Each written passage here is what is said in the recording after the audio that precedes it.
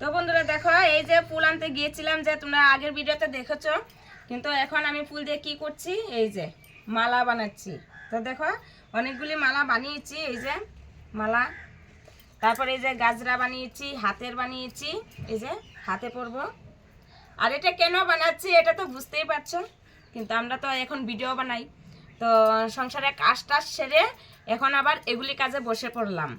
তো কারণ তোমরা অনেকেই বলতে পারো কিন্তু তোমার হলো আজেরা কাজ, কিন্তু আমি আমার কাজটাকে আমি আজেরা কাজ মানি না। কারণ আমি এখন ফেসবুকে কাজ করি, তাই মানে এগুলাও আমার কাছে একটা এখন কাজ হয়ে গেছে। আমার একটা মানে দিন গেলে দিন আসে, আর আমিও ভেবে নেই কি কন্টেন্ট বানাবো, তাই মানে এটাকেও আমি একটা কাজ মনে করি।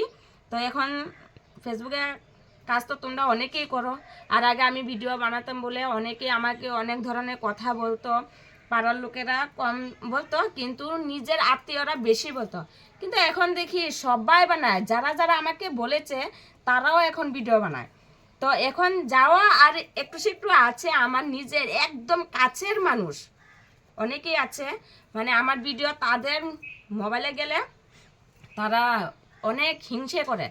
যদি দেখে আমার ভিডিও, এই হাট যা মানে এরকম করে, মানে খুব মানে আমার ভিডিও মানে তাদের মোবাইলে গেলে মানে এরম জ্বলন্তি উঠে, মানে কি বলবো, উপরে ঠেলে দেয়।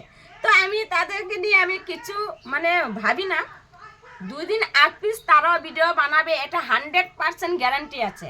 আমাকে যারা যারা বলেছে তারা কিন্তু অলরেডি মানে বানিয়েই ফেলেছে ভিডিও। আর এখন যারা আরও বানানোর মানে বাকি আছে, তারা হিংসে করছে, তারাও বানাবে। আর কয়েকটা দিন যাক, এখন যা শুনছি ফেসবুকের ইনকাম আরও বাড়বে, তো তারাও না বানিয়ে মানে যাবে না, আমি বুঝতে পেরেছি। তো আমি এটাকে একটা কিন্তু কাজ মনে করি, তাই আমার কাজ আমি করছি। আমি সংসারে কাজ সব কিছু সামলিয়ে তারপর আমার এই কাজ নিয়ে আবার বসে পড়লাম।